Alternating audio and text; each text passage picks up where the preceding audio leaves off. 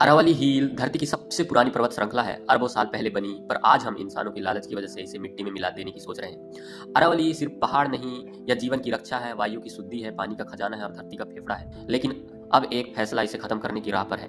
20 नवंबर 2025 को सर्वोच्च न्यायालय ने एक नई परिभाषा को स्वीकार किया है। अरावली वही मानी जाएगी जहां जमीन से ऊपर 100 मीटर या उससे ज्यादा ऊंचाई हो। लेकिन यह 100 मीटर की रेखा क्या सिर्फ एक नंबर है? मेरा मानना है नहीं, यह दरअसल लालच की हद है। इस नियम से आज 90% से ज्यादा अरावली पहाड़ी कानूनी तौर पर संरक्षण से बाहर हो जाएगी और वहीं खनन और निर्माण के लिए रास्ता खोल देगी। ये छोटी छोटी पहाड़ियां भी कम नहीं, ये हमारी पानी का रिचार्ज जोन है, हमारी हवा की शुद्धि है और हमारी सांस लेने की आजादी है। अरावली की संरचना अद्वितीय है। इसकी चट्टाने में करोड़ों दरारें हैं और लाइनामेंट्स हैं। जब बारिश होती है तो ये दरारें पानी को स्पंज की तरह सोख लेती है और सीधे ग्राउंड वाटर भंडारों तक पहुंचाती है। विशेषज्ञों का अनुमान है कि अरावली 1 हेक्टेयर क्षेत्र में प्रति वर्ष 20 lakh litre ground water recharge करने की क्षमता रखता है। यह वह प्राकृतिक आरओ सिस्टम है जो बिना बिजली के, बिना किसी लागत के हमें अरबों लीटर शुद्ध जल देता रहा है।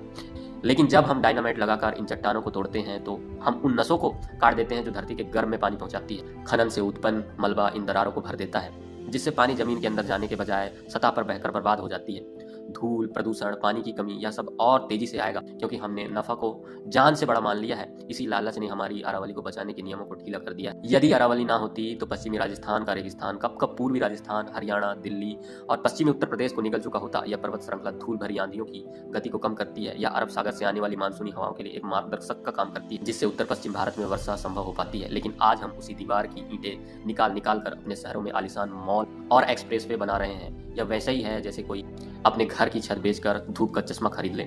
विकास की यह परिभाषा कितनी खोखली है कि हम उस ढाल को तोड़ रहे हैं जो हमें रेत बनने से बचा रही है।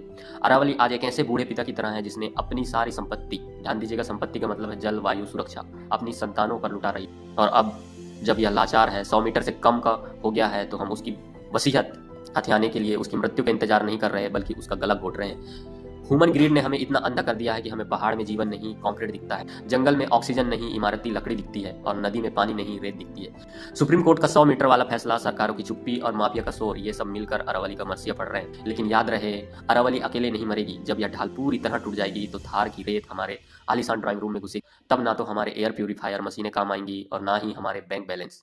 जिस पर्वत ने बच्चों की तरह पाला, आज वो वीरान और रेगिस्तान बनने की ओर अग्रसर है, सिर्फ और सिर्फ लोगों की लालच की वजह से। आज अरावली हमसे पूछ रही है, मैंने तुम्हें आंधियों से बचाया, तुमने मुझे बारूद दिया, मैंने तुम्हें पानी दिया, तुमने मेरा खून निचोड़ लिया। अब जब मैं आखिरी सांस ले रही हूं तो तुम मेरी ऊंचाई नाप रहे हो। धिक्कार है ऐसी संतानों पर, धिक्कार है ऐसे विकास पर। हम कहते हैं हम सभ्य समाज हैं, लेकिन जब जंगल, पहाड़, पानी सब बेचकर कुछ कमाने की सोचते हैं तो क्या हम सच में इंसान ही हैं या सिर्फ लालच का नाम इंसान है? हम तो बस इतना चाहते हैं कि हमारे आने वाली पीढ़ी को भी वही हवा, पानी मिले